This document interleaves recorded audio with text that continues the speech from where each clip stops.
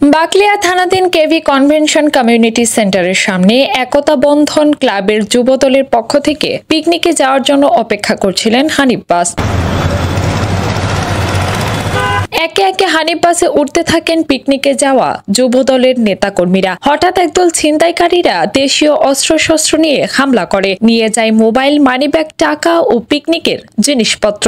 আমরা সকালে পিকনিকের উদ্দেশ্যে আপনার কেভি ক্লাবের সামনে যাই, তখন এটা 4-5 জন এসে আমাদেরকে চিন্তার উদ্দেশ্যে অতর্কিতভাবে হামলা করে, কিরিচ দামাচুর এগুলো দিয়ে। তখন আমরা আমার এলাকার আমার চাচা আছে, ওনাকে খবর দিয়ে আসার জন্য।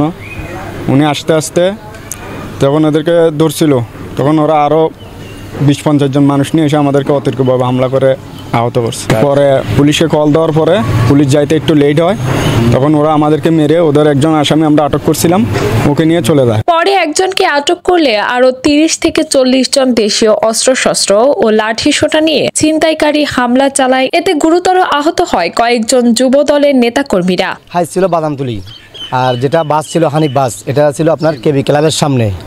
তো তখন আমাদের এই যারা পর্যটক ওরা 3-4 গাড়ি যাচ্ছে, কোথায় গাড়ি এই সামানা নিয়ে আর কি গাড়িতে উঠবে।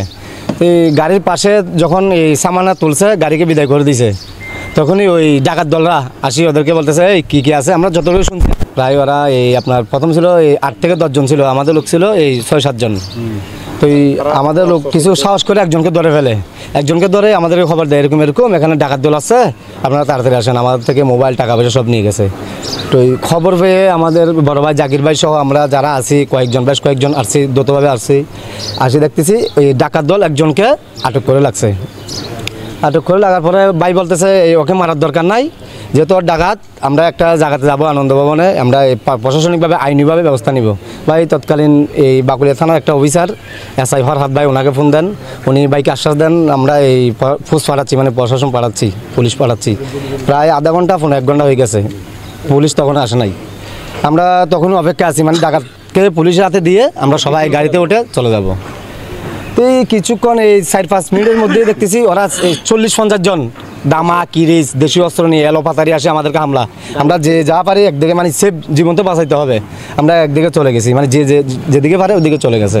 গত 12 অক্টোবর ভোর 6টায় চট্টগ্রাম নগরীর বাকলিয়া থানাধীন চট্টগ্রাম কক্সবাজার রোডে AKB কনভেনশন কমিউনিটি সেন্টারের সামনে এমন ঘটনা ঘটে।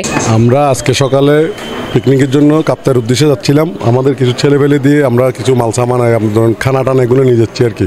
খানা টানা এগুলো আপনার এই অ্যাক্সেস রোডের মাথায় আমাদের গাড়ি আছে, হানিফের কাছে গাড়ি মাল সামান দিয়ে ছেলেগুলো পাঠাইছিলাম। ওরা খানা টানা এগুলো তুলছে গাড়ির ভিতরে। গাড়ির সামনে সকাল 6:30 থেকে 7:45 ভিতরে টাইমটা আর কি। এখানে মোবাইলটা হাতে নিয়ে মোবাইল টিপতেছিল।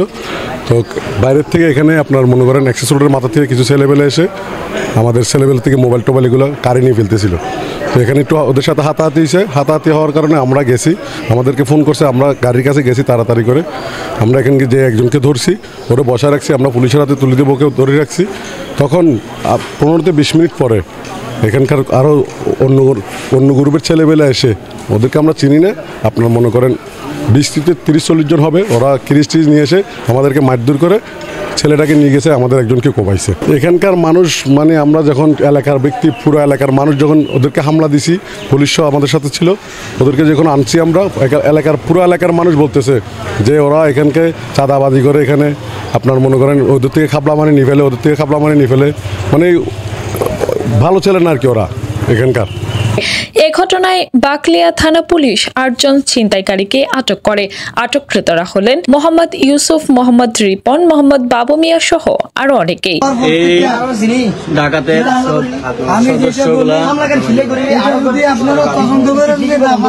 পরে আহত ও পিকনিকে যাওয়া যুবদলের নেতাকর্মীরা দিগন্ত টিভিকে বলেন, বাকলিয়া টু কাপ্তাই পিকনিকে যাওয়ার জন্য আমরা ভোর 6টায় কেভি কনভেনশন কমিউনিটি সেন্টারের সামনে হানিফ বাসে ওঠার সময় অতর্কিত হামলা চালায় ছিনতাইকারীরা। ঘটনা হয়েছে যে আমরা ধরুন আজকে আমাদের একটা পিকনিকে কাপ্তাই যাওয়ার একটা প্রোগ্রাম আমরা করছি, আমরা একটা ক্লাবের উদ্যোগে।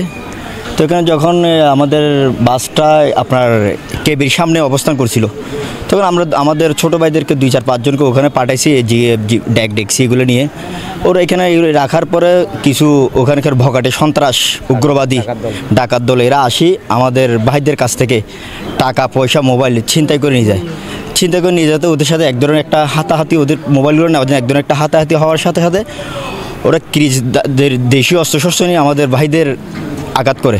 তো এখানে কিছু এলাকার বোকারি ছেলে, তাদেরকে দেখে তারা 10-12 জন এসে একজনের কাছ থেকে মোবাইল নিয়ে যায়, আর একজনের কাছে সে একটা আড়তদার ফিশারি ঘাটে মাছের ব্যবসা করে, তার একটা বুক ব্যাগ ছিল, ওই ব্যাগটা ছিনিয়ে নিয়ে যায়।